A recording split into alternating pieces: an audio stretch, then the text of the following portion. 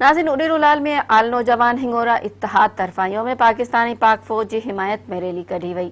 उन हवाले से रिश्ता गुल मोहम्मद हिंगोरो जी ही रिपोर्ट। नाज़रीन, असां हिन वक़्तु मौजूद आहियूं उॾेरोलाल स्टेशन में, जिते आल पाकिस्तान हिंगोरे तरफा योम पाकिस्तान ऐं पाक फौज के हवाले से रैली कढी वई आहे, जेका मुख़्तलिफ़ इलाइक़नि खां थींदी उॾेरोलाल स्टेशन चौक ते पहुती आहे। उन हवाले से आल हिंगोरा नौजवान इत्तेहाद के अॻुवाननि मेहरान टीवीअ सां पंहिंजा वीचार कहिड़ी रीति था वंडीनि, अचो त खान मालूम करियूं।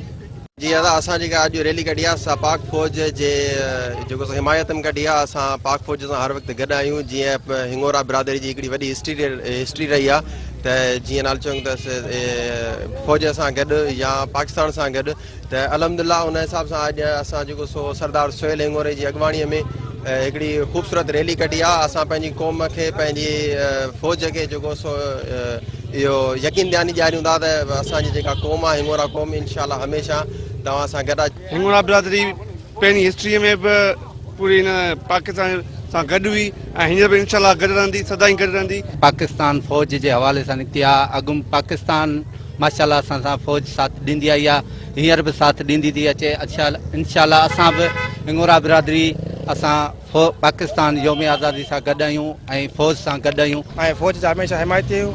ऐं असांजे हिंगोरा क़ौम अज़ल खां पाकिस्तान जी जेका हिमायत कंदी अचे ऐं इंशाअल्लाह ताला अॼु बि असीं हर मौक़े ते, हर टाइम ते आवाम सां गॾु आहियूं ऐं पाकिस्तान जे हर मौक़े ते असीं गॾु हूंदा इंशाअल्लाह ताला। कैमरामैन सिजाद अली सां गॾु गुल मोहम्मद हिंगोरो, मेहरान टीवी, उॾेरोलाल।